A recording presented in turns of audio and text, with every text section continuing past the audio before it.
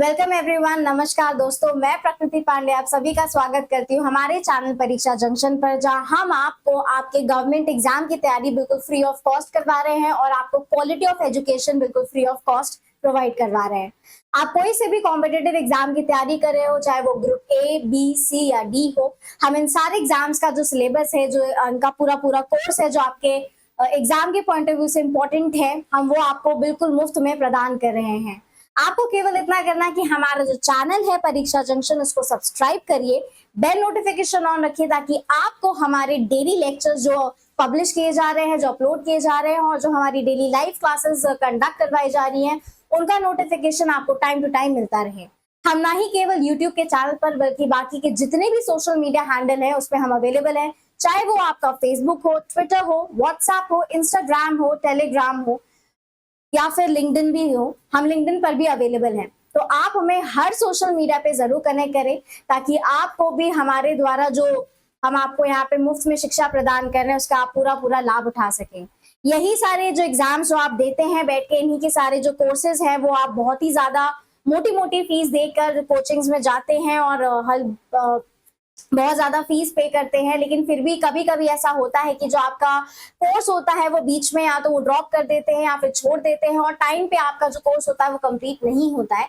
लेकिन यहाँ पर ऐसा कोई भी सीन नहीं है, हम यहाँ पे आपको टाइम पर आपका पूरा जो सिलेबस है वो आपको कंप्लीट करके देते हैं। अभी आपका आरआरबी एनटीपीसी का एग्जाम कंडक्ट हुआ, जिसमें हम आपके लिए रेलवे लक्ष्य बैच लेके आए थे। हमने समय से पहले ही अपना सारा जो कोर्स है वो कंप्लीट करवा दिया था और साथ ही साथ आपके मैथ्स और रीजनिंग के लाइव क्लासेस भी कंडक्ट हो रहे थे, जहां हम आपको प्रैक्टिस क्वेश्चंस करवा रहे थे। आपको यदि आप एसएससी, सीजीएल, सीएचएसएल, एमटीएस जैसे जितने भी आपके वनडे एग्जाम्स है, अगर आप उनकी तैयारी कर रहे हो तो आपको चिंता करने की जरूरत नहीं। हम आपके लिए फाउंडेशन बैच लेके आए हैं, जहां हम आपके लिए डेली यहाँ पे एसएससी से जितना भी आपका जो सिलेबस है वो कंप्लीट करवा रहे हैं। एसएससी का जो आपका सीजीएल, सीएचएसएल और एमटीएस का जो सिलेबस है, आप देख सकते हैं हमारे प्लेलिस्ट, हमारे यूट्यूब चैनल पे जाइए, प्लेलिस्ट में चेक करिए, वहां पे आपको geography, polity, science, maths, reasoning जैसे आपके जितने भी कोर और इम्पोर्टेंट सब्जेक्ट्स हैं उसके सारे आपको प्लेलिस्ट हमारे यूट्यूब चैनल पर अवेलेबल मिल जाएंगे। अब चूंकि आपका यहाँ पे एसएससी सीजीएल का नोटिफिकेशन जारी कर दिया गया है, जो आपके फॉर्म थे वो 9 जून से स्टार्ट हो चुके थे और लास्ट डेट जो है वो है 4 जुलाई की, और लास्ट जो आपकी फी पेमेंट यानी कि फी डिपॉजिट की जो डेट है वो है 5 जुलाई। तो अब चूंकि आपका यहाँ पे नोटिफिकेशन भी आ चुका है और आपकी एग्जाम डेट भी जो है वो अनाउंस कर दी गई है, और आपका जो एग्जाम है सीजीएल का वो 13 अगस्त से लेकर 30 अगस्त तक जो है आपके पेपर कंडक्ट करवाए जाएंगे। देखा जाए तो ज्यादा टाइम नहीं बाकी है, ये जून मंथ चल ही रहा है और बस खत्म ही होने वाला है, फिर आता है जुलाई और अगस्त में आपका पेपर है ही है। तो अपनी कमर कस लीजिए और कस के मेहनत जो है वो कर डालिए, क्योंकि ज्यादा टाइम बचा नहीं है। जितना भी आपका कोर्स बाकी है वो फटाफट आप जो है वो कंप्लीट करते जाइए, डेली हमारे साथ जुड़े रहिए। आपको यहाँ पे डेली हम जो है क्लासेस एकदम कंटेंट ओरिएंटेड जो लेक्चर्स हैं वो आपको डिलीवर कर रहे हैं यहाँ पे, और आप जो है उनको देखिए, अपने हैंड रिटन नोट्स बनाइए और उनका डेली रिवीजन करिए। मैथ्स और रीजनिंग की और इंग्लिश, ये जो 3 आपके सब्जेक्ट्स हैं इसकी प्रैक्टिस आप डेली करिए, बिकॉज अच्छे खासे अच्छे लेवल के जो क्वेश्चंस है वो पूछे जाते हैं, चाहे आपका टियर 1 का पेपर हो या फिर टियर 2 का पेपर हो। ज्यादा टाइम नहीं बाकी, इसलिए मैं आपसे सजेस्ट करूंगी कि आप डेली बने रहिए, डेली जुड़े रहिए और कम से कम नहीं तो गिरी हालत में कम से कम 8 घंटा बैठ के तो आप अपनी तैयारी करते रहिए। एक मंत्र है आपके सक्सेस का, वो है consistency. Consistency is the key to the success. यही चीज अपने दिमाग में बैठा लीजिए, फोकस रहिए और ज्यादा से ज्यादा जो अपना टाइम है वो अपनी स्टडी में इन्वेस्ट करिए और अपना रिवीजन करते रहिए। प्रीवियस ईयर्स क्वेश्चन जो है वो आप करते रहिए, आपको चिंता करने की जरूरत नहीं। हम जल्दी आपके लिए एमसीक्यूज लेके आने वाले हैं, जो आपके टॉपिक्स जो यहाँ पे कंप्लीट करवा चुके हैं उसी से रिलेटेड मैं आपके लिए एमसीक्यूज जल्दी लेके आऊंगी। मैं प्रकृति पांडे आपकी ज्योग्राफी की मेंटोर हूँ। यहाँ पे आपका ज्योग्राफी का आधे से ज्यादा जो सिलेबस है वो कंप्लीट करवा चुके हैं। थोड़ा बहुत आपके कुछ मेजर टॉपिक्स बाकी हैं जो फटाफट हम वो भी कंप्लीट कर लेंगे, तो आपको परेशान होने की जरूरत नहीं है। प्लेलिस्ट में जाइए, आप जाके चेक करिए, टॉपिक्स रिवाइज करते रहिए, नोट्स बनाइए। जल्दी आपके लिए एमसीक्यूज लेके आएंगे लाइव क्लासेस में, उन्हें जरूर ज्वाइन करिएगा, जरूर देखिएगा, क्योंकि आप जितना ज्यादा प्रैक्टिस करेंगे आपके लिए उतना ही ज्यादा बेनिफिशियल होगा। तो बिना किसी डिले के आज का टॉपिक स्टार्ट करते हैं और वो है वोल्केनो। बहुत ज्यादा लंबा नहीं, बट हाँ इम्पोर्टेंट टॉपिक है। बहुत ज्यादा क्या कहते हैं कोर, आप कह सकते हो कि डीप में हम नहीं जाएंगे, क्योंकि आपके सिलेबस के पर्सपेक्टिव से बहुत ज्यादा डिटेल में पढ़ना इम्पोर्टेंट नहीं है। जितना आपके सिलेबस के पॉइंट ऑफ व्यू से इम्पोर्टेंट है, हम यहाँ पे उतना ही वो टॉपिक जो है कंप्लीट करेंगे। उम्मीद करती हूँ कि आप सब अपने लिए पेन पेपर लेके बैठ गए होंगे, राइट। तो चलिए आप स्टार्ट करते हैं। आज का टॉपिक वो है हमारा वोल्केनो, जिसको हिंदी में हम ज्वालामुखी भी कहते हैं। टॉपिक स्टार्ट करने से पहले जितने भी हिंदी मीडियम स्टूडेंट्स हैं, प्लीज अपने नोट्स हैं वो आप इंग्लिश मीडियम में ही बनाएगा, क्योंकि एसएससी सीजीएल में आपका हिंदी का कोई काम नहीं है। इंग्लिश मैंडेटरी है, इंग्लिश अच्छी खासा वेटेज आता है, ठीक। आई थिंक 25 क्वेश्चंस पूछे जाते हैं इंग्लिश के, तो अच्छा खासा वेटेज है इंग्लिश का। इसलिए आप जो है यहाँ पे आपको जो पीडीएफ आपको यहाँ पे देखने को मिलेगी वो भी इंग्लिश में ही होगी। अपनी इंग्लिश इंप्रूव करिए, वोकैब्स इंप्रूव करिए, रीडिंग हैबिट डालिए, और अपने जितने भी नोट्स है वो आप इंग्लिश मीडियम में ही बनाइएगा। तो स्टार्ट करते हैं। आज का टॉपिक वो है वोल्केनो, जिसको हम हिंदी में ज्वालामुखी के नाम से जानते हैं। A volcano is an opening in the Earth's crust that allows lava, volcanic ash and gases to escape. Jwalamukhi basically क्या है कि एक छेद है, यानी कि एक ओपनिंग है जो हमारे अर्थ क्रस्ट पे होती है, राइट। इसको यहाँ पे डायग्राम के थ्रू भी बताते रहेंगे ताकि आपको अच्छे से जो है वो समझ में आता जाए। ये हो गया हमारा वोल्केनो, राइट। और यहाँ पे जो है ये है हमारा ओपनिंग, ठीक है, जिसे आप हिंदी में छेद भी बोल सकते हैं, ठीक। छेद या फिर ओपनिंग। यहाँ से जो है वो मैग्मा बाहर निकलता है, और जब मैग्मा बाहर निकलता है और जैसे ही वो बाहर जो वोल्केनिक इरप्शन होता है, जैसे ही बाहर निकलता है तो उसको हम क्या बोलते हैं, लावा के नाम से जानते हैं।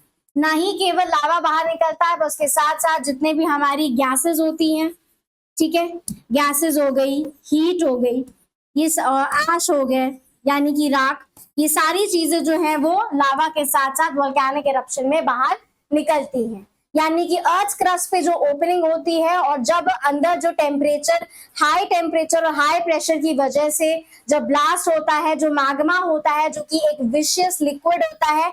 विशियस लिक्विड का मतलब होता है गाढ़ा तत्व जो कि लिक्विड फॉर्म में होता है, बट वो बहुत ज्यादा आप मतलब पानी की तरह नहीं होता है, वो थिक होता है, थिक कंसिस्टेंसी होती है, गाढ़ा होता है, इसलिए इसको विशियस लिक्विड जो है उसकी प्रॉपर्टी होती है।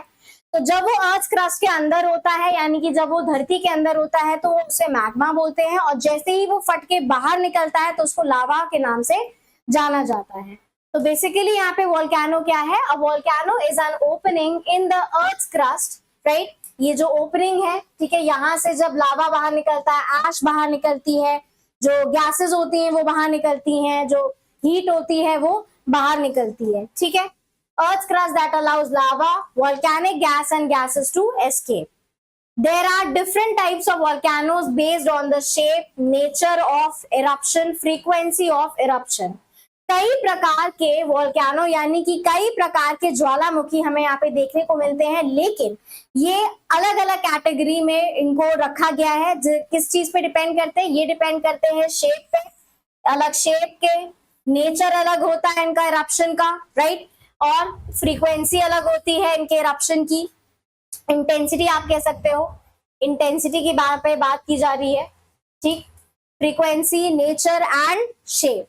The common types of volcanoes are cinder cone volcanoes, composite volcanoes जिसे हम stratovolcanoes भी नाम से भी जानते हैं, और आता है shield volcanoes, और बाकी और भी आपके volcanoes हैं जो हम आगे पढ़ेंगे डिटेल में विद डायग्राम।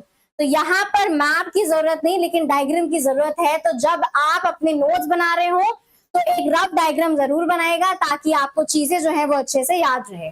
तो यहाँ पे कई टाइप के वोल्केनोज है, आगे हम पढ़ते हैं यहाँ पे आपके जितने भी अलग अलग टाइप के वोल्केनोज हैं।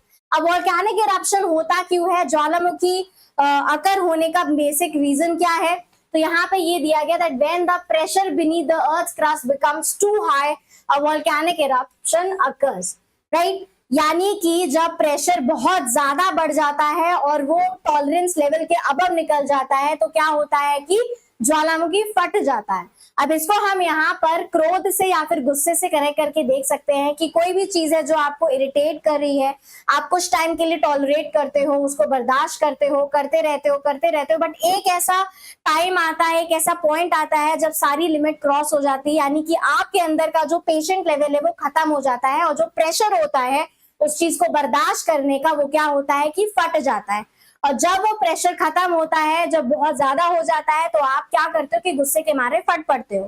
ठीक उसी तरह से यहाँ पे ज्वालामुखी के साथ भी वही कंडीशन है कि अर्थ क्रस्ट के नीचे बहुत टेम्परेचर, जैसे जैसे हम डीप चलते चले जाते हैं तो क्या होता है कि जो टेम्परेचर होता है वो बढ़ता चला जाता है और प्रेशर भी जो होता है वो बढ़ता चला जाता है, राइट। तो हाई टेम्परेचर और हाई प्रेशर होने की वजह से अब बहुत सारी जो गैसेस होती हैं वो फॉर्म होती हैं और एक टाइम ऐसा होता है जब जो चीजें होती हैं वो वहां पे नहीं स्टे कर पाती हैं, तो क्या होता है कि वोल्केनिक इरप्शन जो होता है वो अकर होता है।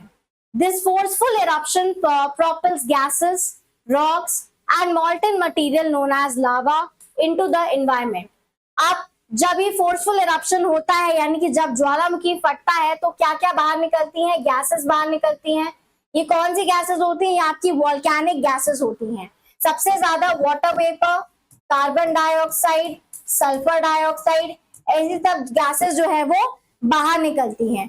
तो यदि कभी ऐसा क्वेश्चन पूछा जाए कि कौन सी ऐसी गैस है जो मेजॉरिटी में सबसे ऊपर बाहर निकलती, तो वो कौन सी है? वो होती है हमारी वाटर वेपर, जिसको हम हिंदी में वाष्प के नाम से जानते हैं। पहला आता है हमारा वाटर वेपर, उसके बाद आता है हमारा carbon dioxide and after that comes sulphur dioxide, right. और भी बहुत सारी गैसेस होती हैं। गैसेस के साथ साथ यहाँ पे रॉक्स यानी कि चट्टानें भी बाहर निकलती हैं। जब हम रॉक्स के बारे में पढ़ेंगे, जहाँ पे आपकी 3 डिफरेंट टाइप के रॉक्स हैं, igneous rocks, sedimentary rocks and metamorphic rocks. तो यहाँ पर इग्नियस रॉक्स की बात की जा रही है कि जब लावा के साथ साथ कुछ जो रॉक्स होते हैं जो मेल्ट नहीं हो पाते ढंग से, वो भी बाहर निकलते हैं और फिर बाहर निकलने के बाद वो कंडेंस हो जाते हैं, यानी कि जो टेम्परेचर होता है जब वो गिरने लगता है और जो सॉलिड होते हैं, जो रॉक्स होते हैं वो सॉलिडिफाई होने लगते हैं, यानी कि ठोस पदार्थ के रूप में परिवर्तित होने लगते हैं। तो वो किसका फॉर्म लेते हैं? यहाँ पे इग्नियस रॉक का फॉर्म लेते हैं, ठीक है। तो यहाँ पे आपका बेसिकली इग्नियस रॉक की बात की जा रही है, ठीक है। हम आगे इसके बारे में डिटेल में पढ़ेंगे जब हम रॉक का टॉपिक उठाएंगे। उसके बाद आता है यहाँ पे molten material known as the lava, of course, and ये सारी चीजें जो है वो एनवायरमेंट में क्या होती हैं? इरप्ट हो जाती है। The aftermath of volcanic eruption can include lateral blast, mud slides, sky filled with fragments of lava.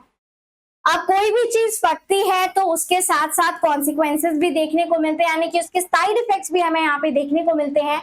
जैसे कि आप यहाँ पे देख सकते हो कि जब लावा फटता है तो एक ब्लास्ट होता है, राइट। ब्लास्ट होता है, ब्लास्ट के साथ साथ वहां पे क्या होगा? धुआं निकलेगा, ठीक है। यहाँ पे आप कह सकते हो स्मोक, स्मोक देखने को मिलता है। वो कौन सा स्मोक होता है? वो हमारा लावा स्मोक होता है, ठीक है। उसके बाद मड स्लाइड, यानी कि यहाँ पर जितनी भी हमारी रॉक्स कह सकते हो या फिर यहाँ पे जितनी भी हमारी मिट्टी होती है वो क्या होती है? वो स्लाइड एक्सक्यूज मी, क्या करेंगी? वो स्लाइड कर जाती है। इसलिए मड स्लाइड जो है एक साइड इफेक्ट है, यानी कि आप कह सकते हो कॉन्सिक्वेंस कह सकते हो आप। It is a consequence of volcanic eruption or side effect of volcanic eruption and sky filled with fragments of lava, यानी कि smoke, right, and of course the blast। हमें blast देखने को और सुनने को भी मिलता है। नेक्स्ट, यहाँ पे मैग्मा और लावा के बीच में डिफरेंस बताया गया है। वैसे तो हम आपको ऑलरेडी बता चुके हैं, लेकिन अगर यहाँ पे हम डायग्राम के थ्रू देखें तो अच्छे से चीजें समझ में आएंगी। जैसा कि आप यहाँ पे देख सकते हो कि यहाँ पर ये जो आपको कंटेंट नजर आ रहा है ये है हमारा मैग्मा, यानी कि ये पृथ्वी के अंदर है, ठीक है। अभी ये पृथ्वी के बाहर यानी कि बाहर नहीं निकला है और ये कहाँ पे है? हमारे बीनीथ अर्थ सरफेस है, ठीक है। बीनीथ अर्थ सरफेस है, बीनीथ अर्थ सरफेस। तो जब तक यहाँ पे अंदर रहता है अर्थ सरफेस के अंदर, तो उसको किसके नाम से जानते हैं? मैग्मा के नाम से जानते हैं। मैग्मा बेसिकली क्या होता है? एक विशस लिक्विड होता है, यानी कि गाढ़ा लिक्विड होता है, ठीक है, जिसका टेम्परेचर बहुत ज्यादा होता है। और जैसे ही ये वेंट के थ्रू जब प्रेशर बढ़ने लगता है, टेम्परेचर इंक्रीज होने लगता है, ये ऊपर आता जाता है, और जैसे ही ज्वालामुखी फटता है, या फिर आप कह सकते हो कि जब भी वोल्केनिक इरप्शन होता है और ये जब बाहर आता है तो इसको किस नाम से जाना जाता है? लावा के नाम से जाना जाता है। ठीक है, और जब लावा बाहर निकलता है तो अपने साथ साथ और क्या क्या बाहर लेके आता है? अपने साथ साथ गैसेस, एश, ठीक है, ये सारी जो चीजें हैं वो अपने साथ बाहर लेके आता है, और रॉक्स। ठीक, यहाँ पे जैसे लिखा हुआ है एश एंड गैस क्लाउड। ठीक है, दिस इज द क्रेटर। जब हम आगे पढ़ेंगे कि बेसिकली क्रेटर क्या होता है, हम उसके बारे में जानेंगे। फिलहाल आप यहाँ पे केवल इतना ध्यान रखिएगा कि जब ये विशेष लिक्विड जो है पृथ्वी के अंदर होता है, यानी कि when it is beneath the earth surface it is known as magma, and as soon as it comes out through volcanic eruption it is known as lava। यही चीज यहाँ पे एक्सप्लेन की गई है। देखिए, magma is the term used to denote the molten rocks and related material seen inside the earth। जब तक ये लिक्विड, जब तक ये चीज अर्थ सरफेस के बीनीथ में है, तब तक इसको मैग्मा के नाम से जाना जाता है। A weaker zone of the mantle called asthenosphere usually is the source of magma। जब हम इंटीरियर ऑफ अर्थ के बारे में पढ़ेंगे तो हम वहां पे तीन आपके डिफरेंट अर्थ की लेयर्स होती हैं। एक होता है crust, then it comes mantle, then comes core. तो आपके जो मैंटल का एक जो सबसे वीकर जोन होता है, जिसको हम क्या बोलते हैं? एस्थेनोस्फेयर के नाम से जाना जाता है, वहां पर सबसे ज्यादा मैग्मा पाया जाता है। कहाँ पे, कौन सी लेयर में पाया जाता है? एस्थेनोस्फेयर में। एस्थेनोस्फेयर क्या है? It is the weaker zone of mantle, right? It is the weaker zone of mantle. Lava is nothing but the magma above the earth's surface. As soon as magma comes out of the earth's surface during the volcanic eruption, it is known as lava. Once this magma came out to the earth's surface through the vent of the volcano, it is called as the lava। तो कोई इतनी high math नहीं है इसमें, बहुत ही simple सा difference है, right? I hope आ गया होगा समझ में। यहाँ पे डायग्राम के थ्रू भी यहाँ पे एक्सप्लेन कर दिया है। यहाँ पे this is more than sufficient, right? Next, types of volcano. अब हम यहाँ पे टाइप्स ऑफ वोल्केनो यानी कि ज्वालामुखी के बारे में विस्तार से जानेंगे, based on the frequency of eruption. अब यहाँ पे पहले हम फ्रीक्वेंसी ऑफ इरप्शन के बारे के बेसिस पे डिफरेंस देखेंगे, यहाँ पे टाइप्स देखेंगे वोल्केनो के। फ्रीक्वेंसी ऑफ इरप्शन का मतलब है कि कितनी फ्रीक्वेंटली जो ज्वालामुखी है वो फटते हैं। तो यहाँ पर आपके वोल्केनो के फटने के, यानी कि ज्वालामुखी के फटने के फ्रीक्वेंसी के बेस पे यहाँ पर टाइप्स ऑफ जो वोल्केनो है उसको कैटेगराइज किया गया है। तो पहला आता है हमारा एक्टिव वोल्केनो, राइट?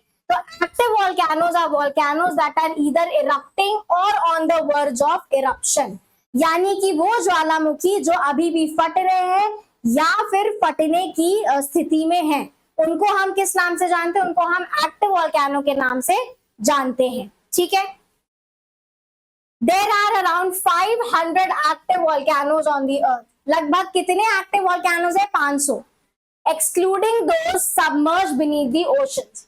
तो यहाँ पे जो 500 एक्टिव वोल्केनोज की बात की जा रही है, ये हमारे समुद्र के ऊपर जितने वोल्केनोज हैं उनकी बात की जा रही है। अब समुद्र के अंदर भी वोल्केनो होता है, तो आप यही सोचते होंगे कि भाई कि समुद्र के अंदर लावा कैसे निकल सकता है? बिल्कुल निकल सकता है। जो टेम्परेचर होता है वो बहुत एक्सट्रीम लेवल पे टेम्परेचर और जो प्रेशर होता है बहुत हाई होता है, और जब जब ज्वालामुखी जो समुद्र के अंदर फटते हैं तो क्या होता है कि इससे कंपन प्रोड्यूस होता है, यानी कि trembling of earth surface beneath the ocean surface, आप कह सकते हो trembling of the earth surface beneath the ocean, right? और उसकी वजह से अर्थक्वेक आता है, और जब अर्थक्वेक आता है तो समुद्र में क्या आती है? सुनामी उठती है। तो सुनामी का जो मेन जो रीजन है वो यही रीजन है कि जब जब ज्वालामुखी फटते हैं या फिर जब जब अर्थक्वेक अकर होता है तब सुनामी अकर होती है। ठीक है, यहाँ पे जितने भी 500 एक्टिव वोल्केनोज की बात की जा रही है, हमारे जो पृथ्वी यानी कि लैंड के ऊपर जितने भी हमारे वोल्केनोज है उनकी बात की जा रही है। समुद्र के अंदर के वोल्केनोज की तो अभी यहाँ पे गिनती की भी नहीं है। समुद्र के अंदर भी जो वोल्केनोज है वो भी एक्टिव फॉर्म में है। यहाँ पर एक और बात समझ लीजिएगा कि एक्टिव वोल्केनोज क्या होते हैं? जो अभी भी फट रहे होते ज्वालामुखी, राइट? या फिर वो फटने की कगार पे होते हैं, यानी कि वर्ज ऑफ एक्सप्लोजन या फिर verge of eruption, right. Next, every year approximately 50 to 70 active volcanoes erupt, यानी कि हर साल करीबन 50 से 70 जो ज्वालामुखी हैं वो फटता ही फटता है, ठीक है। लेकिन जरूरी नहीं है कि हर बार जब भी ज्वालामुखी फटेगा तो कुछ ना कुछ नुकसान होगा या भूकंप आएगा।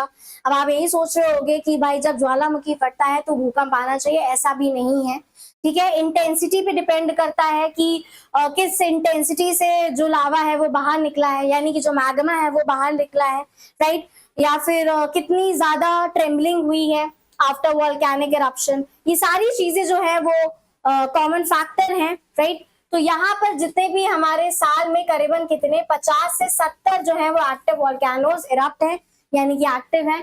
Most of them being around the Pacific, यानी कि रिंग ऑफ फायर। जब हमने अर्थक्वेक का टॉपिक किया था तो वहां पे भी हमने यही चीज पढ़ी थी कि पैसिफिक ओशन, जिसको हम रिंग ऑफ फायर भी बोलते हैं, सबसे ज्यादा भूकंप जो है वो वहीं पे अकर होता है, ठीक। उसका मेन कारण ये भी है कि यहाँ पर सबसे ज्यादा एक्टिव वोल्केनोज देखने को मिलते हैं। तो यानी कि आपके जितने भी हमारा पैसिफिक ओशन है उसके आसपास जितना भी रीजन है वहां पर अर्थक्वेक आने की जो कैपेबिलिटी, जो आप कह सकते हो प्रोन एरियाज होते हैं, राइट, प्रोबेबिलिटी जो होती है अर्थक्वेक आकर होने की, वो सबसे ज्यादा हमारे पैसिफिक ओशन रीजन के पैसिफिक ओशन के पास जो रीजन है उसके पास होती है। और those areas are more prone to the earthquake and the reason is what active volcano। Mount Etna जो कि इटली में है, हवाईयन आइलैंड जो कि पैसिफिक ओशन पर है, मोना लोआ जो कि पैसिफिक ओशन पे है, माउंट वेसुवियस जो कि इटली में है, एंड बैरन आइलैंड जो हमारा इंडिया में है, are some of examples of the world active volcanoes around the world. ये बहुत ही ज्यादा इंपॉर्टेंट पॉइंट है क्योंकि कभी कभी क्या होता है कि एसएससी जो है वो आपसे डायरेक्ट माउंटेन्स के बारे में पूछ लेगा कि आपको वहां पे 4 ऑप्शन पकड़ा देगा और पूछेगा कि इनमें से कौन से एक्टिव वोल्केनोज हैं। तो यहाँ पे जो आपके मेजर मेन एक्टिव वोल्केनोज हैं जो फेमस हैं, ये है हमारे, एक तो हमारा हो गया माउंट एटना जो कि कहाँ पे है, लोकेटेड इटली में लोकेटेड है। उसके बाद आता है हमारा हवाईयन आइलैंड। हमें पता है कि हवाईयन आइलैंड में बहुत ही ज्यादा जो है वो वोल्केनोज या फिर अर्थक्वेक जो होता है वो अकर होता है। कहाँ पे लोकेटेड है ये, पैसिफिक ओशन पे, यानी कि रिंग ऑफ फायर के पास। दूसरा आता है हमारा मोना लोआ, ये भी कहाँ पे लोकेटेड है, पैसिफिक ओशन यानी कि रिंग ऑफ फायर के पास। फिर आता है हमारा माउंट वेसुवियस, ये भी कहाँ पे है, इटली पर लोकेटेड है। बैरन आइलैंड कहाँ पे है, इंडिया में, और बैरन आइलैंड कहाँ पे है, अंडमान और निकोबार का पार्ट है, राइट, अंडमान निकोबार आइलैंड का पार्ट है। तो ये अपने नोट्स में मेंशन कर लीजिए। नेक्स्ट, फिर आता है हमारा डोरमेंट वोल्केनो। अब डोरमेंट वोल्केनो क्या होता है, अ डोरमेंट वोल्केनो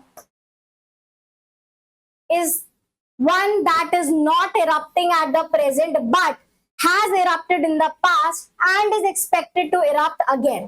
तो यानी कि डोरमेंट वोल्केनोज ये हैं कि जो अभी इस समय सोए हुए हैं, यानी कि कुंभकर्ण की तरह क्या है, सोए हुए हैं, लेकिन ये अपने पास्ट में क्या थे, एक्टिव वोल्केनो थे, ठीक। किस फॉर्म में थे, वो एक्टिव वोल्केनो में थे, यानी कि पास्ट में क्या होते थे, ये इरप्ट होते थे। फ्यूचर में भी इरप्ट होने की पूरी संभावना है, लेकिन अभी प्रेजेंट टेंस में क्या है कि प्रेजेंट टेंस में इस समय सोए हुए हैं, ठीक है। यानी कि हम अगर इनका पास्ट देखें तो पास्ट में क्या थे, एक्टिव फॉर्म में थे, ठीक है, इरप्शन होता था वोल्केनो का। प्रेजेंट में अगर हम देखें तो अभी क्या है, डोरमेंट है। डोरमेंट का मतलब है कि अभी एक्टिव नहीं है, लेकिन क्या फ्यूचर में एक्टिव होने की संभावना है, जी हाँ बिल्कुल है, ठीक। ये पॉइंट यहाँ पे आप याद रखेंगे, that a dormant volcano is the one that is not erupting at the present, अभी प्रेजेंट सिनेरियो में एक्टिव नहीं है, but has erupted in the past, but past में क्या था कि ये एक्टिव फॉर्म में थे, and is expected to erupt again, और फ्यूचर में क्या होगा कि वापस से कम बैक हो सकता है। यानी कि पास्ट में एक्टिव फॉर्म में थे, प्रेजेंट में क्या है कि अभी आराम कर रहे हैं, विश्राम कर रहे हैं, लेकिन कम बैक होने की संभावना अभी भी है, ठीक। The distinction between active and dormant volcanoes can be hazy. Some volcanoes can last thousands of years without erupting, thus they are theoretically predicted to erupt in the future, but they could take many lives.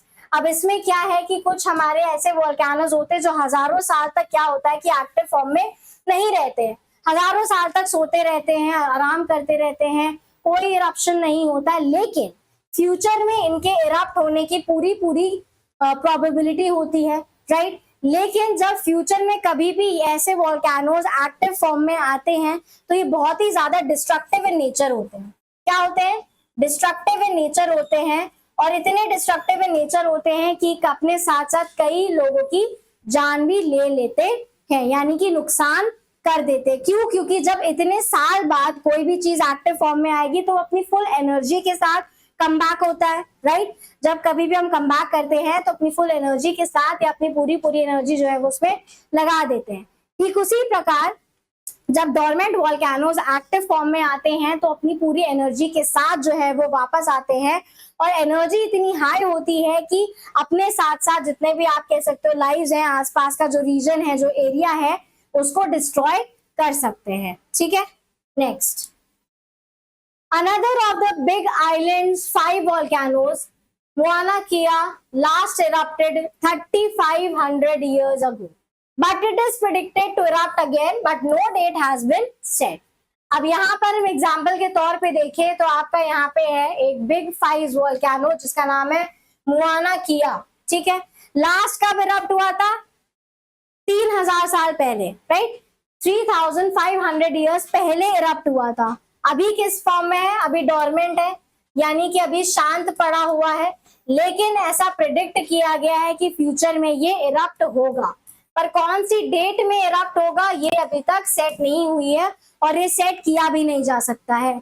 ये हम कभी नहीं पता लगा सकते हैं कि कौन सा वोल्केनो एग्जैक्टली कौन से डेट को इरप्ट होगा। ठीक, people living in the neighborhood of dormant volcanoes are frequently complacent and unprepared when eruption occurs.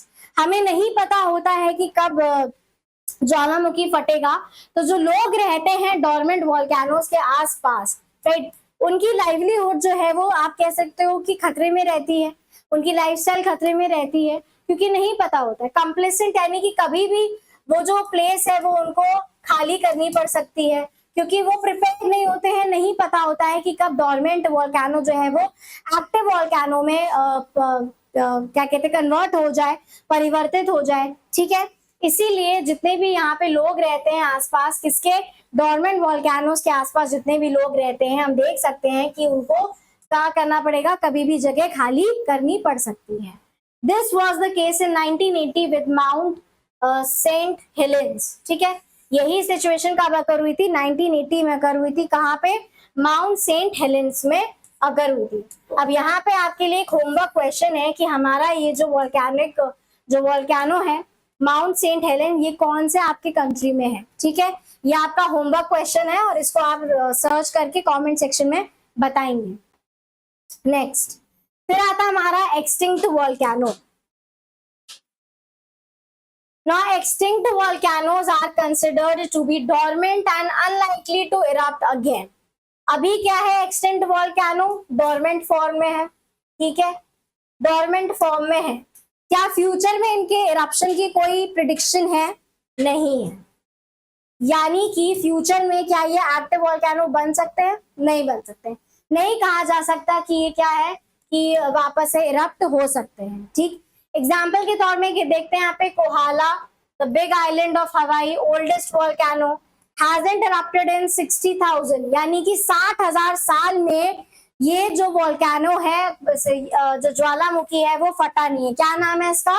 Kohala. कहाँ पे सिचुएटेड है ये? हवाई आइलैंड पे सिचुएटेड है। हवाई आइलैंड कहाँ पे पड़ता है? हमारा पैसिफिक ओशन पे पड़ता है।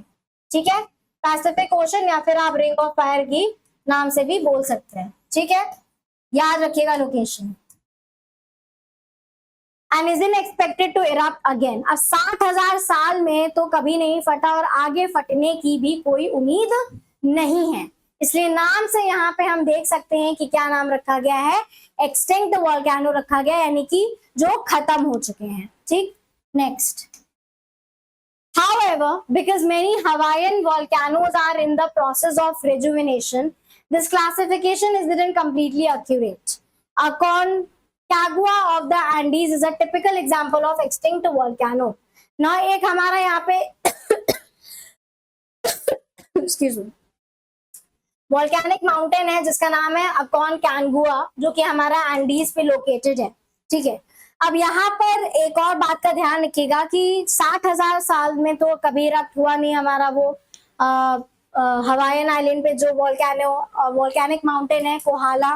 ठीक है, अब ये प्रिडिक्ट करा गया है कि 60,000 साल में तो इरप्ट हुआ नहीं, तो आगे भी इरप्ट होने की कोई उम्मीद नहीं है, लेकिन इरप्ट हो भी सकता है। ठीक है, ये भी कोई नहीं बता सकता, जैसा कि हमने बोला कि कोई नहीं बता सकता कि ज्वालामुखी जो है वो कब फटेगा। तो आपका जो एक्सटिंक्ट वॉल्केनो है, जब बहुत ज्यादा लॉन्ग ड्यूरेशन तक हम देखते हैं कि वो एक्टिव नहीं हुआ है और आगे एक्टिव होने की कोई संभावना नहीं दिखती, तो हम उसको एक्सटिंक्ट वॉल्केनो की कैटेगराइज में डालते हैं। लेकिन यहाँ पे 100% गारंटी नहीं होती इस चीज की कि वो फ्यूचर में कभी भी इरप्ट नहीं होगा, कभी भी हो सकता है, वो कितना भी टाइम ले सकता है, चाहे वो अभी यहाँ पे 60,000 है, 12 लाख 20 लाख साल हो सकते हैं, या कितने भी साल हो सकते हैं, 50 लाख साल हो सकते हैं, आप कितना भी लगा लो, कितना भी जोड़ लो। ठीक है, कभी ना कभी हो सकता हो कि इरप्ट हो जाए। तो ये यहाँ पे जो प्रिडिक्शन होता है हमारा, वो क्या होता है कि एक्यूरेट नहीं होता है। क्या होता है? एक्यूरेसी नहीं होती प्रिडिक्शन में।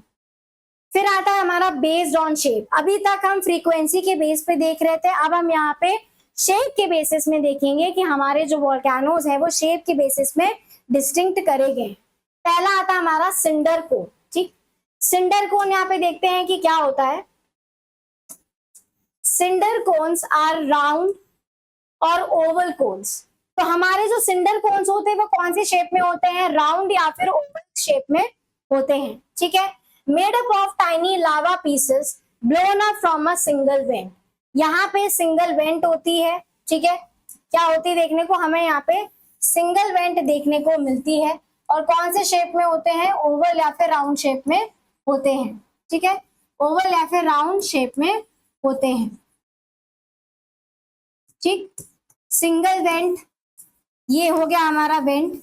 वेंट वो रास्ता होता है जिससे मैग्मा जो है वो बाहर निकलता है। ठीक है, इसे हम क्या नाम देते हैं? इसे हम वेंट के नाम से जानते हैं, और जब मैग्मा बाहर निकलता है तो हम उसे लावा के नाम से जानते हैं। यहाँ इतनी बार रिपीट कर दी ये टर्म्स, तो ये आपको वैसे ही याद हो जाने चाहिए। ठीक है, कि मैग्मा क्या होता है, लावा क्या होता है। ठीक है, ऐसे हम यहाँ पे सिंडर कोन को देखते हैं कि सिंडर कोन्स कौन सी शेप में होते हैं? राउंड या फिर ओवल शेप में होते हैं। किससे बने होते हैं? टाइनी लावा पीसेस से बने होते हैं। ठीक है, cinder cones are formed by the accumulation of largely small fragments of scoria and pyroclastics around the vent. अब यहाँ पर घबराने की जरूरत नहीं है कि ये जो नाम दिए गए हैं पायरोक्लास्टिक्स एंड स्कोरिया, ये सब क्या है? ये हमारे लावा के पीसेस हैं। ठीक है, लावा के पीसेस है जो बाहर निकल के आते हैं, और इनको अलग अलग नाम या फिर अलग अलग कैटेगरी में कैटेगराइज किया जाता है, क्योंकि इनकी जो प्रॉपर्टीज होती है वो डिफरेंट होती हैं। जो इनकी फिजिकल और केमिकल प्रॉपर्टीज होती हैं वो यहाँ पे डिफरेंट होती हैं। तो हमारा जो सिंडर कोन है, बेसिकली आप केवल इतना समझिए कि हमारा जो सिंडर कोन है वो किससे बना होता है?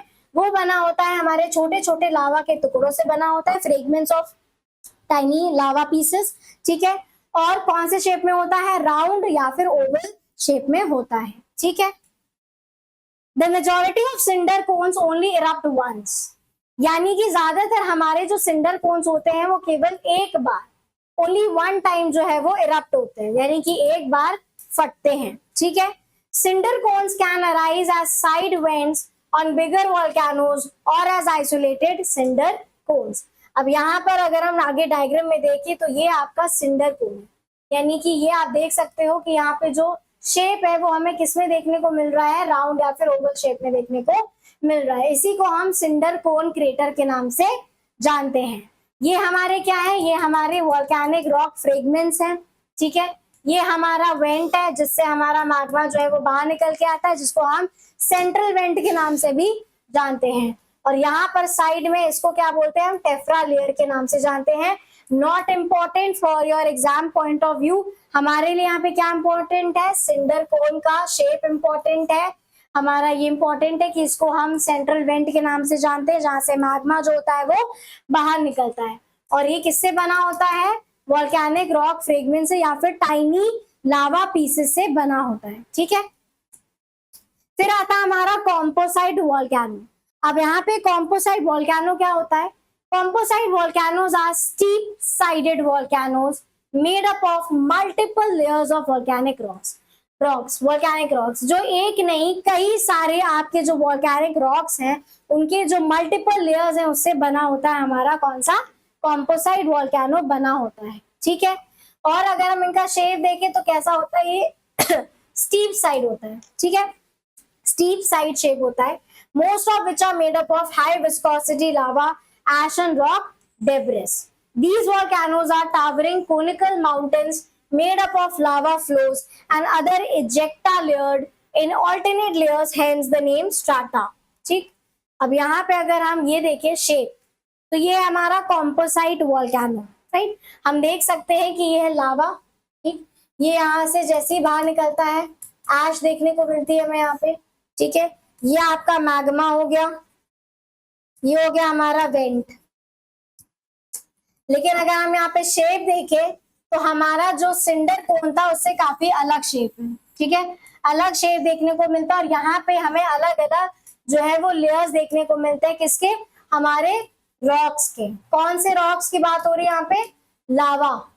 ठीक, लावा रॉक्स की बात हो रही है। ठीक है, यही चीज यहाँ पे बताई गई है that composite volcanoes are steep sided.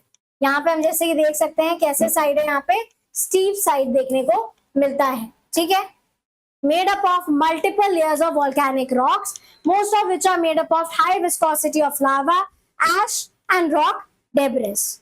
These volcanoes are towering conical mountains. Conical mountains कैसे हमें देखने को मिलता है? फिर से डायग्राम की तरफ चलते हैं और हम यहाँ पे यहाँ पे देखने को मिलता है कि कैसे कौन से शेप में है? Conical mountain. कैसा शेप है? कोनिकल शेप है इनका। ठीक है, और सिंडर का क्या शेप था? राउंड या फिर ओवल शेप था। ठीक, किससे बने होते हैं? लावा फ्लो से। बेसिकली जो हमारे सिंडर कोन होते हैं, सिंडर कोन माउंटेन्स होते हैं, वो किससे बने होते हैं? हमारे टाइनी लावा पीसेस से बने होते हैं। और जो हमारे ये कॉम्पोसाइट वॉल्केनोज हैं वो किससे बने होते हैं? लावा फ्लो से बने होते हैं, ऐश से बने होते हैं एक्सक्यूज मी। और जो रॉक डेब्रिस होती हैं, यानी कि जो आसपास की जो चट्टानें होती है, इससे बने होता है हमारा कॉम्पोसाइट वॉल्केनो। ठीक, cinder, ash and lava make up composite volcanoes. Okay, तो यहाँ पे हमारा सिंडर भी ऐड हो जाता है, ऐश ऐड हो जाता है और लावा ऐड हो जाता है। लावा तो पहले ही था, हमने देखा था प्रीवियस स्लाइड में कि लावा है, ऐश है और रॉक डेब्रिस है। उसके साथ साथ यहाँ पे सिंडर को भी ऐड कर देंगे। ठीक है, ये सारी चीजें मिलके क्या बनाती हैं? ये सारी चीजें मिलके कॉम्पोसाइट वॉल्केनो का निर्माण करती हैं। Cinders and ash build up on top of one another.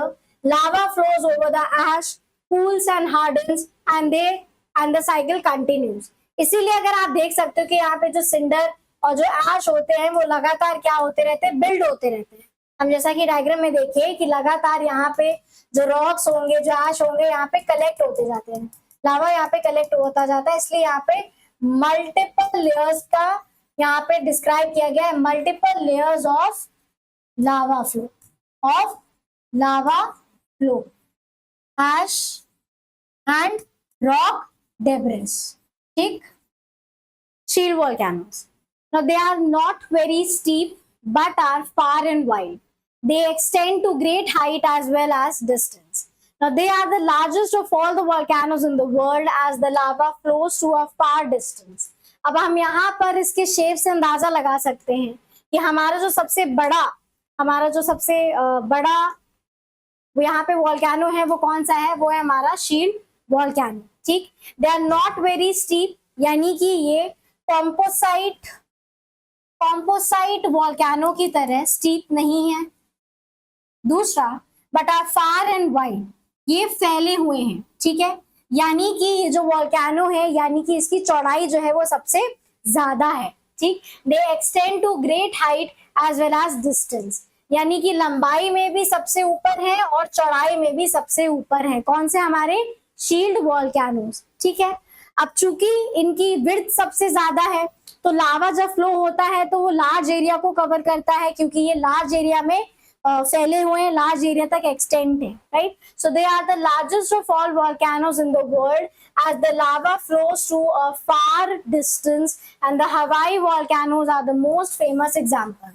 यानी कि जो सबसे कॉमन एग्जाम्पल कौन से हमारे वॉल्केनोज हो गए, जो हवाई आइलैंड पे जो वॉल्केनोज हैं वो एग्जाम्पल किसका है, यहाँ पे शील्ड वॉल्केनोज का एग्जाम्पल है। हवाई आइलैंड कहाँ पे लोकेटेड है, पैसिफिक ओशन पर लोकेटेड है, ठीक। Shield volcanoes have low slopes and consist almost entirely of frozen lavas। तो हमारे जो शील्ड वॉल्केनोज है वो किससे बने होते हैं, फ्रोजन लावा से बने होते हैं।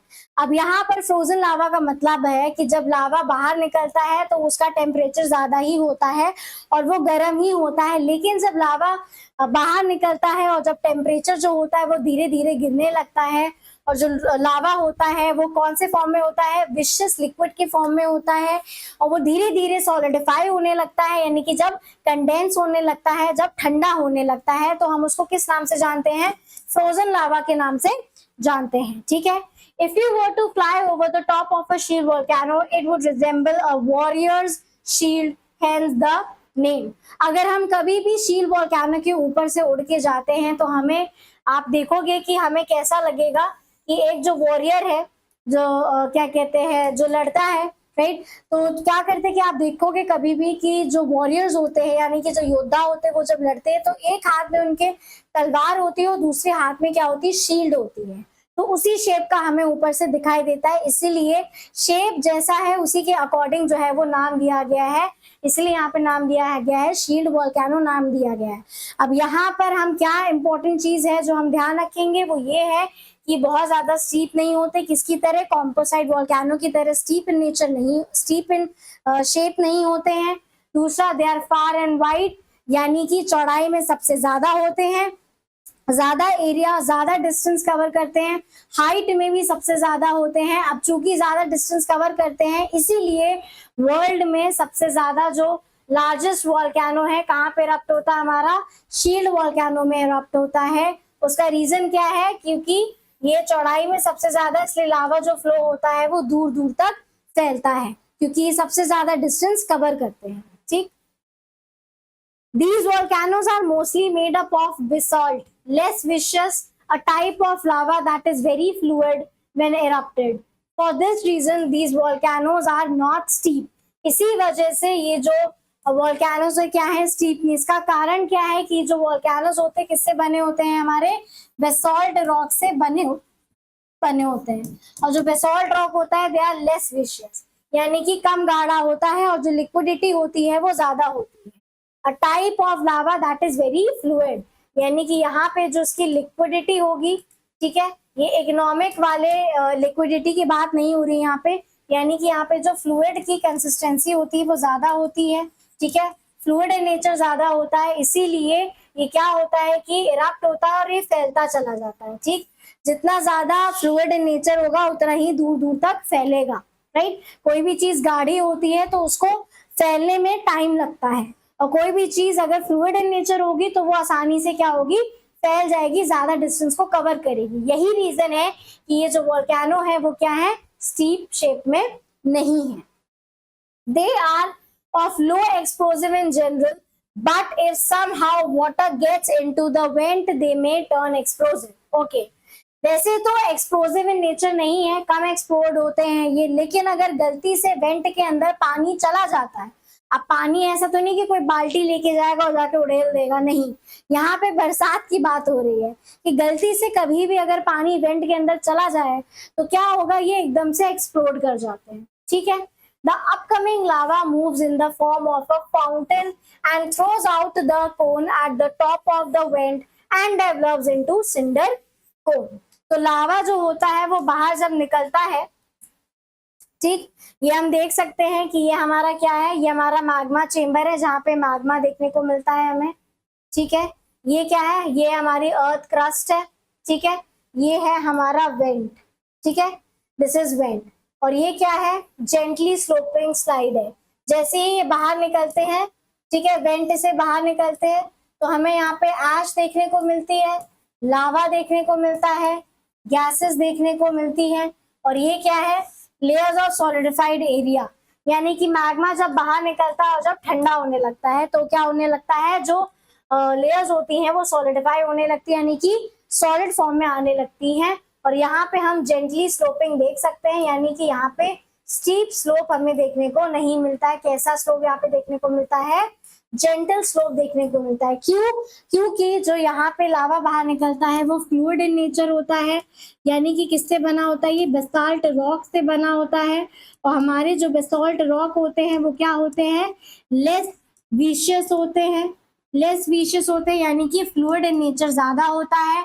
फ्लूइड इन नेचर ज्यादा होता है, इसी वजह से क्या होते हैं कि स्टीप इन नेचर नहीं होते हैं, जेंटल स्लोपिंग होती है और ज्यादा से ज्यादा एरिया को क्या करते हैं, कवर करते हैं। लेकिन अगर कभी भी गलती से इस वेंट में पानी चला गया तो क्या होता है कि ये एकदम से एक्सप्लोड कर जाता है, ठीक है, एकदम से एक्सप्लोड कर जाता है। और यहाँ पे हम देखेंगे that the upcoming lava moves in the form of a fountain, fountain की तरह हम यहाँ पे देख रहे हैं क्या है कि लावा बाहर एक्सप्लोड हो रहा है, ठीक है, and throws out the cone at the top of the vent and develops into cinder cone। किसके फॉर्म में किस में डेवलप होने लगते हैं, ये सिंडर कोन के फॉर्म में डेवलप होना स्टार्ट हो जाता है, ठीक। Next, caldera. अब कैल्डेरा क्या होता है, these are the most explosive of the earth's volcano. सबसे ज्यादा एक्सप्लोसिव वोल्केनो कौन से हमारे, कैल्डेरा, राइट, कौन से, caldera. They are usually so explosive that when they erupt, they tend to collapse on themselves rather than building any tall structure, and the collapsed depressions are called calderas। Basically जो craters होते हैं, craters अगर मैं आपको diagram के through बताऊं तो आपको ज्यादा अच्छे से समझ में आएगा। जैसे कि ये हमारा वोल्केनो है, अब हम यहाँ पे देखते हैं कि यहाँ पे जो ये गड्ढा होता है, ठीक है, जो क्रेटर होता है इसे हम क्या बोलते हैं, क्रेटर, इसे हम क्रेटर बोलते हैं। एक प्रकार का क्या होता है, गड्ढा होता है, ठीक है, ये गड्ढा होता है, ठीक है। जब हम देखेंगे कि आपकी एक क्रेटर लेक भी है जो कि महाराष्ट्र में, जिसे हम लूनार लेक के नाम से भी जानते हैं, ठीक है, और ये आपकी क्या है, क्रेटर लेक है। क्रेटर लेक का मतलब है कि जो ओपनिंग होती है वो वोल्केनो की बंद हो चुकी होती है, यहाँ पे गड्ढा होता है, और जब पानी बरसता है तो यहाँ पे पानी जो होता है, जब बारिश होती है तो यहाँ पर पानी इकट्ठा हो जाता है, उसे हम क्रेटर कहते हैं। लेकिन कैल्डेरा क्या होता है कि यही जो गड्ढा होता है जब डीप हो जाता है ना, अंदर की तरह धस जाता है, तब हम उसे कैल्डेरा के नाम से जानते हैं। किसके नाम से जानेंगे, कैल्डेरा के नाम से जानते हैं। यही यहाँ पे चीज समझाई गई है, that they are usually so explosive that when they erupt they tend to collapse on themselves। ये इतने ज्यादा एक्सप्लोसिव इन नेचर होते हैं कि ज्यादा दूर तक नहीं जाते। चीटे क्या होती है, जब एक्सप्लोड होता है तो जो कंटेंट होता है, जो लावा होता है, वापस से इसी गड्ढे में आके गिर जाता है। अब दबाव की वजह से क्या होता है कि नीचे जो है वो डिप्रेशन बढ़ जाता है, ठीक है, यहाँ पर नीचे जो होता है प्रेशर बढ़ने लगता है, यहाँ पे डिप्रेशन देखने को मिलता है, और डिप्रेशन में आदमी क्या करता है, डाउन जाता है, राइट। जब भी कोई भी डिप्रेस होता है तो आप देख सकते हो कि वो ऊपर बढ़ने की बजाय नीचे की तरफ गिरना स्टार्ट हो जाता है। ठीक उसी तरह यहाँ पर जो गड्ढा होता है वो जब डीप होने लगता है, ठीक है, तो उसको हम कैल्डेरा के नाम से जानते हैं, ठीक है। Next, their explosiveness indicates that its magma chamber is large and in close vicinity। यानी कि इनका जो मैग्मा चेम्बर है वो क्या होता है, लार्ज होता है and it is close vicinity। A caldera differs from a crater in such a way that a caldera is a huge depression caused by the collapse after a large scale eruption। जैसा कि मैंने आपको यहाँ पे diagram पे explain किया है कि जो एक्सप्लोजन होता है वो इतना तेज होता है, वो इतना ज्यादा होता है कि जब ये एक्सप्लोड करता है तो लावा जो होता है वो दूर गिरने की बजाय वापस से इसी में उछल के वापस से इसी गड्ढे में गिरने लगते हैं।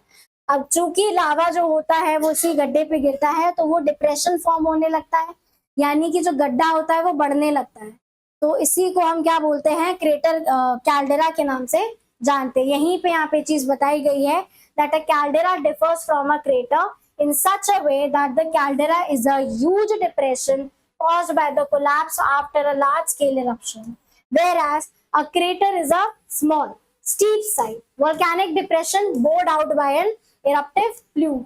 यहाँ पर डिफरेंस भी हमें देखने को मिल रहा है कि आपका यहाँ पे छोटा सा जो था पोर्शन, इसे हम क्रेटर के नाम से जानते थे, और जैसे जैसे जब क्रेटर होता है, जो गड्ढा बढ़ने लगता है, हम उसको कैल्डेरा के नाम से जानते हैं। रीजन हमें पता है, डिप्रेशन की वजह से। क्यों? क्योंकि जब एक्सप्लोजन होता है तो लावा वापस से उसी गड्ढे में आके गिर जाता है, तो जो गड्ढा होता है वो नीचे की तरफ जो उसका साइज है वो बढ़ने लगता है। ठीक है, इसी वजह से इसे कैल्डेरा बोलते हैं, और क्रेटर और कैल्डेरा में बस यही एक डिफरेंस होता है। अब हम यहाँ पे देख सकते हैं, ये हमारा मैग्मा, ठीक है, ये हमारा अर्थ क्रस्ट, ये गीजर, ठीक है, ये हमारा येलो स्टोन कैल्डेरा। बेसिकली मैंने आपको जो समझाया, आप देख सकते हैं कि यहाँ पर जो गड्ढा है वो बढ़ गया, ठीक है, यहाँ पे जो गड्ढा है वो बढ़ गया, तो अब ये कैल्डेरा के नाम से जाना जाएगा। और अगर ये गड्ढा छोटा होता तो हम उसको क्रेटर के नाम से जानते। ठीक है, क्रेटर लेक भी है, वो कौन सी हमारी ल्यूनार लेक है, जो कहाँ पे लोकेटेड है, हमारी महाराष्ट्र में। ठीक, तो इसको अपने नोट्स में मेंशन कर लीजिएगा। फिर आता है mid ocean ridge volcanoes. Now these volcanoes occur in the oceanic area. अब हमारे समुद्र, अब अभी तक हम क्या पढ़ रहे थे कि अभी तक हमारे जितने भी लैंड के ऊपर हमारे जो ज्वालामुखी फट रहे थे, जो वॉल्केनोज इरप्ट हो रहे थे, हम उसके बारे में पढ़ रहे थे। अब यहाँ पे these volcanoes occur in the oceanic areas, यानी कि हमारे समुद्र के अंदर जो ज्वालामुखी फटते हैं उन्हें हम किस नाम से जानते हैं? मिड ओशन रिज वॉल्केनोज के नाम से जानते हैं। There is a system of mid-ocean ridge more than 70,000 kilometers long that stretches through all the ocean basins, and the central portion of this ridge experiences frequent eruptions. जिसका central part होता है, जो central ridge होता है, वहां पे सबसे ज्यादा हमें वॉल्केनिक इरप्शन देखने को मिलता है। ठीक है, वॉल्केनिक इरप्शन देखने को मिलता है। This system of mid-oceanic ridge is more than 70,000 kilometers long. कितना? यानी कि 70,000 किलोमीटर से भी ज्यादा क्या है, लंबा होता है ये रिज। और ये किसके अंदर होता है? समुद्र के अंदर होता है, जो हमें दिखाई नहीं देता। यानी कि समुद्र की बहुत ज्यादा गहराई में अगर आप जाएंगे तब आपको वहां पे ये वॉल्केनिक माउंटेन जो है वो देखने को मिलता है। यहाँ पे डायग्राम के थ्रू हम देखते हैं, जैसे मिड ओशनिक रिज है, ये हमारा मैग्मा है। Convection current take place. Plate जो होती है वो क्या करती हैं? यहाँ पे डाइवर्ज करती है। क्या करती है? यहाँ पे डाइवर्ज करती है। जब मैंने आपको अर्थक्वेक के बारे में पढ़ाया था तब मैंने आपको डाइवर्ज और कन्वर्जेंस के बारे में, ट्रांसफॉर्म बाउंड्री, कन्वर्जन बाउंड्री और डाइवर्जन बाउंड्री के बारे में बताया था, तो आप प्लेलिस्ट में जाके चेक कर सकते हैं। प्रीवियस लेक्चर ही अर्थक्वेक, उसको जाके देखिएगा और समझिएगा कि डाइवर्जेंट बाउंड्री क्या होती है, कन्वर्जन बाउंड्री क्या होती है। ठीक है, तो यहाँ पे जब प्लेट्स क्या होती हैं, डाइवर्ज करती हैं, जब अलग होती हैं एक दूसरे से, तो ये चीज जो होती है वो जो ओपनिंग होती है ये खुलती है यहाँ पे। ठीक है, ये पोर्शन जो होता है ओपन होता है, इस वेंट के थ्रू जो मैग्मा होता है वो बाहर इरप्ट होता है। ठीक है, यहीं पे क्या है, आपका मिड ओशनिक रिज है। और अगर हम इसका डिस्टेंस देखें, इसका लेंथ देखें तो कितना है, 70,000 किलोमीटर से भी ज्यादा है ये रिज, जो कि हमारा कहाँ पे है, ओशन के अंदर है, जो हमें विजिबल नहीं होता है। आप जितना ज्यादा डेप्थ में चलते चल जाओगे वहां पे आपको वॉल्केनिक माउंटेन्स देखने को मिलेंगे। ठीक है, next, how are volcanoes distributed around the world. अब हम यहाँ पे देखते हैं कि हमारा मिड ओशनिक रिज जो है बेसिकली क्या आता है, आपका पैसिफिक ओशन, जिसको हम रिंग ऑफ फायर के नाम से भी जानते हैं। वहीं पे सबसे ज्यादा जो है वो आपका अर्थक्वेक अकर होता है, सबसे ज्यादा वॉल्केनिक इरप्शन भी वहीं पे सबसे ज्यादा अकर होता है, क्योंकि समुद्र के नीचे बहुत सारे क्या है, वॉल्केनिक माउंटेन्स हैं, जो टाइम टू टाइम क्या होते हैं, इरप्ट होते रहते हैं। अब हमारे पूरे देश में, हमारे पूरे अर्थ में क्या है, वॉल्केनोज कैसे डिस्ट्रीब्यूट है? Now, most of the volcanoes in the world are found in 3 well-defined belts. ठीक है, 3 अलग अलग बेल्ट में हमें वॉल्केनोज देखने को मिलते हैं। पहला आता है हमारा द सर्कम पैसिफिक बेल्ट, जिसे हम पैसिफिक रिंग ऑफ फायर के नाम से जानते हैं। फिर आता है हमारा the mid world mountain belt, और फिर आता है हमारा the African rift valley belt. तो हमारे यहाँ पे 3 प्रोमिनेंट क्या है, बेल्ट हैं, जिसमें हमारा जो वॉल्केनोज है उनको क्या किया गया है, डिस्ट्रीब्यूट किया गया है ठीक है, कौन कौन सा? पहला आता है हमारा सरकम पैसिफिक बेल्ट, जिसको हम पैसिफिक रिंग ऑफ फायर के नाम से भी जानते हैं। फिर उसके बाद आता है हमारा mid world mountain belt, and after that it comes the African rift valley belt. तो ये 3 जो नाम है इसको याद रखेंगे हम। ठीक, आगे पढ़ते हैं। जैसे कि ये हो गया हमारा रिंग ऑफ फायर। ठीक, ये क्या है? Ring of fire. और यहाँ पे आप देख सकते हैं कि यहाँ पर ये जो रीजन्स होते हैं, ये रीजन्स क्या होते हैं? ये क्या होते हैं? प्रोन टू अर्थक्वेक होते हैं। These regions are prone to earthquake. ठीक, उसका रीजन क्या है कि यहाँ पर ये हमारा हवाई आइलैंड है यहाँ पे। ठीक है, मे नॉट बी विजिबल हो गया, पर ये हमारा हवाई आइलैंड है। ठीक है, ये हमारा हवाई आइलैंड है, ये हमारा येलोस्टोन। ठीक, यहाँ पे भी सबसे ज्यादा वोल्केनिक इरप्शन जो है वो देखने को मिलता है।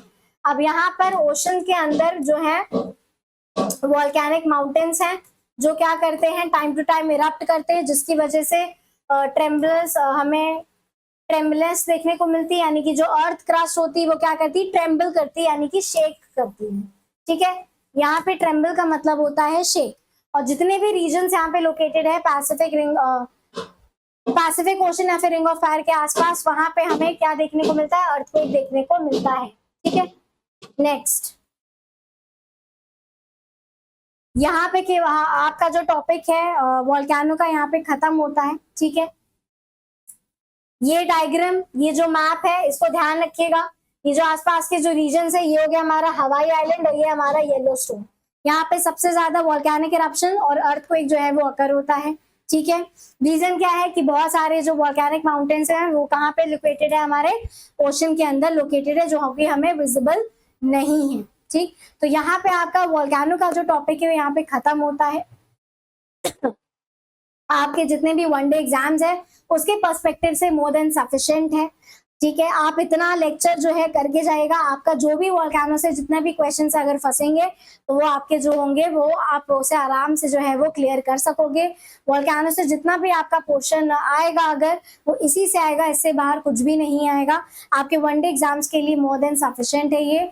तो अच्छे से इसको समझिएगा, अच्छे से अपने नोट्स बनाइएगा, और हमारा जो चैनल है परीक्षा जंक्शन उसके साथ बने रहिए। अब आप जाके ज्यादा टाइम नहीं बाकी आपके पेपर के लिए, तो आप जल्दी जल्दी जो है वो अपने कोर्स कंप्लीट करिए। हम बहुत सारे जो टॉपिक्स हैं ऑलरेडी कंप्लीट करवा चुके हैं, तो आप हमारी प्लेलिस्ट में जाके चेक कर सकते हैं, जो कि एसएससी सीजीएल फाउंडेशन बैच के नाम से है। प्लेलिस्ट में जाइए, चेक करिए, नोट्स बनाइए। आप हमें हमारे टेलीग्राम ग्रुप में भी और जो हमारा व्हाट्सएप ग्रुप है उसमें भी आप हमारे साथ कनेक्ट कर सकते हैं, रिकमेंडेशन दे सकते हैं, आप बता सकते हैं कि आपको हमारा लेक्चर कैसा लगा। कोई भी डाउट, कोई भी क्वेरी हो तो आप हमारे टेलीग्राम ग्रुप या फिर आप हमारे व्हाट्सएप ग्रुप के साथ जो है वो कनेक्ट कर सकते हैं। हम आपको पर्सनली गाइड करेंगे। आप हमें 100% सपोर्ट करिए, हमारा भी आपको 100% सपोर्ट जो है वो आपको मिलता रहेगा। आप अपने फ्रेंड्स को भी इस इनिशिएटिव के बारे में जरूर बताएगा, ताकि वो भी आपके साथ साथ इसका लाभ जो है वो पूरा उठा सके। भाई मुफ्त में आपको इतना बढ़िया कंटेंट मिल रहा है, तो उसका आप लाभ उठाइए, अच्छे से पढ़ाई करिए, कंसिस्टेंट रहिए, फोकस रहिए। अब चूंकि ज्यादा टाइम नहीं बाकी है, तो अब लापरवाही किसी भी तरह की जो है वो आपको भारी पड़ सकती है, इसलिए फोकस रहिए, कंसिस्टेंट रहिए, बने रहिए और लगातार जो है वो पढ़ाई करते रहिए। डेली अपना एक टाइम टेबल सेट कर लीजिए कि आपको डेली से डेली 8 घंटा तो लगभग पढ़ाई करनी ही है। ठीक है, उसमें आपके सारे सब्जेक्ट्स इंक्लूड हो जाएंगे। आपके जीएस, रीजनिंग, मैथ्स हो गई, आपका इंग्लिश हो गया, कंप्यूटर हो गया, ये सारे सब्जेक्ट्स आपको करने हैं। ठीक है, तो अच्छे से पढ़ाई करिए, तो बने रहिए हमारे साथ। मिलते हैं आपके साथ नेक्स्ट टॉपिक में, नेक्स्ट लेक्चर में।